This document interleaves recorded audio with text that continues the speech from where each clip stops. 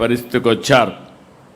ఈరోజు నేను ఒకటే మీ అందరికీ చెప్తున్నాను, కార్యకర్తే అధినేత, ఆకాశమే హద్దుగా మీరు ఎదిగే పరిస్థితి వస్తుంది. మీరు ఇప్పుడు చూశారు చంద్రశేఖర్ గారు మినిస్టర్ కేంద్రంలో, ఎన్నికల ముందు ఆయన ఒక సక్సెస్ఫుల్ ఆంటర్ప్రెన్యూర్. ఈరోజు ఆయన స్పీచ్ విన్నారు మీరు, చాలా పర్ఫెక్ట్గా మాడ్యులేషన్స్ దగ్గర నుంచి బ్రహ్మాండంగా చేసే పరిస్థితికి వచ్చారు. ఒకరికొకరు పోటీ పడుతున్నారు. ఇప్పుడు మిమ్మల్ని అందరినీ చూసిన తర్వాత నేను కూడా పోటీ పడాల్సిన పరిస్థితి వస్తూ ఉందంటే అది కాంపిటేటివ్ స్పిరిట్. ఈరోజు నేను మీ అందరికీ ఒకటే చెప్తున్నా,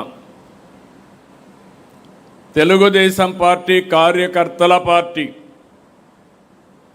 ఈ విషయం అందరం గుర్తుపెట్టుకోవాలి. నేను ఎన్నోసార్లు చెప్పాను, నాయకులు వస్తారు, నాయకులు ఉంటారు, ఒకరిద్దరు నాయకులు కుప్పిగంతులు కూడా వేస్తారు, కానీ శాశ్వతంగా పార్టీని మోస్తున్నది, మోయబోయేది తెలుగుదేశం పార్టీ కార్యకర్తలే. దాంట్లో అనుమానమే లేదు. నాయకులను కాను తిరుగుతారు కార్యకర్తలు. ఎప్పుడైనా కానీ చోక జాడిస్తే మాత్రం అదే చివరి రోజు అక్కడి నుంచి పార్టీతోనే ఉంటారు. అది తెలుగుదేశం పార్టీ కార్యకర్తల యొక్క కమిట్మెంట్. దానికి మనస్ఫూర్తిగా ఆ కార్యకర్తలకి పాదాభివందనం చేస్తున్నారని మరొక్కసారి మీకు తెలియజేస్తున్నా. నిన్న ఈరోజైతే ఒక్క మాట చెప్పాం, మీరందరూ కూడా ఎండలు, మనమైనా ఇక్కడ చల్లగా కూర్చున్నారు, మీరు ఇక్కడ కూర్చున్న వాళ్ళు, మంచి ఎండలు 46, 47, 48 డిగ్రీల టెంపరేచర్.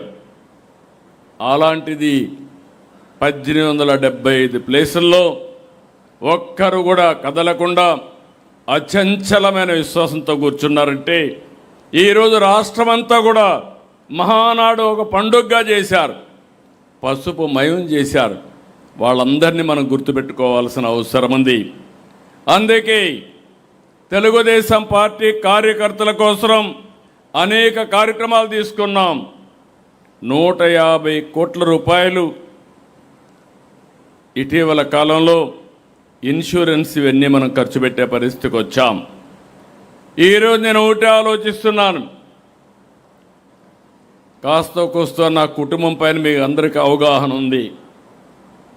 నా కుటుంబానికి నేను చేయాల్సిన అవసరం ఏమీ లేదు. నేను 30 ఏళ్లకు మునుపు 35 ఏళ్లకు మునుపు మా ఫ్యామిలీ బిజినెస్ ఒకటి పెట్టించాను.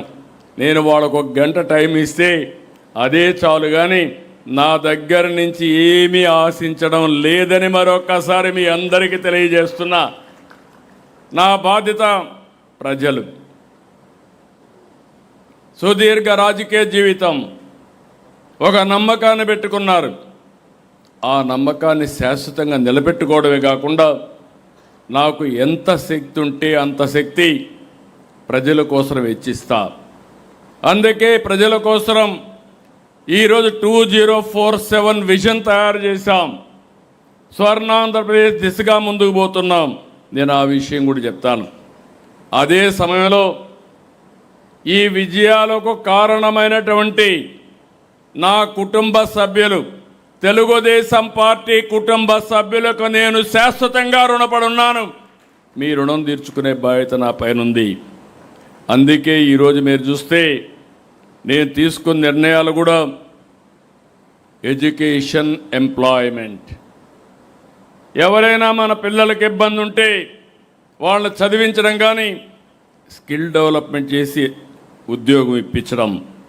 2, మన తెలుగుదేశం పార్టీ కుటుంబ సభ్యుల యొక్క ఆరోగ్యాన్ని కాపాడేట్టుగా మన యాప్లోనే పెట్టాం, మై హెల్త్ పెట్టాం. వాళ్ళని ఆదుకుంటామని చెప్పి కూడా నేను మీకు తెలియజేస్తున్నా. నాయకుల్ని సమర్థవంతంగా తయారు చేస్తాం. ఇప్పటికే తయారు చేశాం, ఇంకా తయారు చేస్తాం. ఇందులో కూడా మీరు గుర్తుపెట్టుకోవాల్సింది, శాశ్వతంగా సస్టైనబిలిటీ ఉండాలంటే సోషల్ రీఇంజనీరింగ్ జరగాలి. జనాభా దామాషా ప్రకారం అన్ని వర్గాలకు సముచితమైన న్యాయం చేయగలిగితే శాశ్వతంగా మనల్ని గుర్తుపెట్టుకునే పరిస్థితి ఉంటుంది. అందుకని ఎక్కడికక్కడ శిక్షణా కార్యక్రమాలు పెట్టుకున్నాం. బూత్ కమిటీ నుంచి కేఎస్ఎస్ దగ్గర నుంచి ఎక్కడికక్కడ అందరికీ సముచితమైన న్యాయం చేస్తున్నాం. అల్టిమేట్గా నా కోరిక ఎథికల్ ఎకనామిక్ ఎంపవర్మెంట్. ఈరోజు అది కూడా మీకు ఎక్స్ప్లెయిన్ చేస్తాను. ఏ విధంగా ఆలోచిస్తున్నాం, రాష్ట్రంలో ఏ విధంగా ఆలోచిస్తున్నామో దానికి అనుగుణంగా నీతి నిజాయితీగా మీరు డబ్బులు సంపాదించే మార్గం మీకు చూపించాలని ఐఎస్బిని కన్సల్టెంట్గా పెట్టుకున్నాను. నా తెలివితేటలన్నీ ఉపయోగిస్తాను, ఎక్కువ సమయం ఇస్తా, మీకు అండగా ఉంటా, మీకు చేయూతనిచ్చి మిమ్మల్ని పైకి తీసుకొచ్చే బాధ్యత ఒక పార్టీ అధ్యక్షుడిగా, అది కూడా నీతి నిజాయితీగా పైకి తీసుకొచ్చే బాధ్యత నేను తీసుకుంటానని మరొక్కసారి మీ అందరికీ హామీ ఇస్తున్నా. అయితే ఈ సందర్భంగా మనం ఒకటి గుర్తుపెట్టుకోవాలి. మీరు ప్రజల కోసం పనిచేస్తున్నారు, రాత్రింబగళ్ళు పనిచేస్తున్నారు, ఎన్నో త్యాగాలు చేశారు. ఇంత మునిపి ఒక మాట చెప్తూ, ఒక నాయకుడు ఆస్తి అమ్మి ఒక ఎస్సీని ఎన్నికల్లో గెలిపించాడంటే అది అతని కమిట్మెంట్. మామూలుగా ఆస్తులు కొట్టేయడం కాదు, దోచుకోవడం కాదు. ప్రతి ఒక్క నాయకుడు పార్టీ కోసం జెండాలు మోశారు, అరిగేటుగా మోశారు, ఆస్తులు అమ్ముకున్నారు, త్యాగాలు చేశారు. కుటుంబంలో ఎవరైనా చనిపోయినా చంపబడినా మళ్ళీ మిగిలిన వాళ్ళు పార్టీ కోసం పనిచేశారంటే భయపడకుండా నిన్న కూడా మాట్లాడాం చంద్రయ్యని గురించి.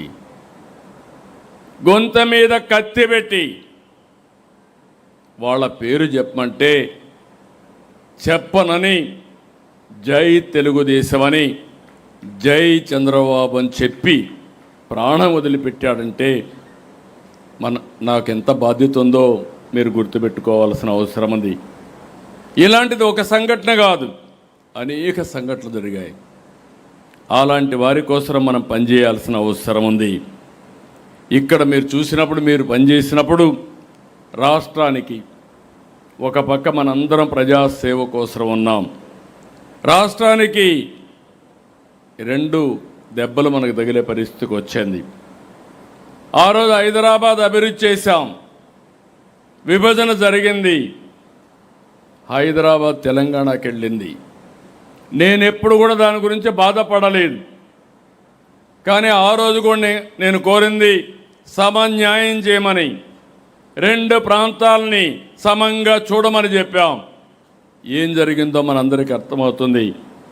కానీ జరిగిన తర్వాత బాధపడడం కరెక్ట్ కాదని 14-19 రాత్రింబగళ్ళు పనిచేశాం,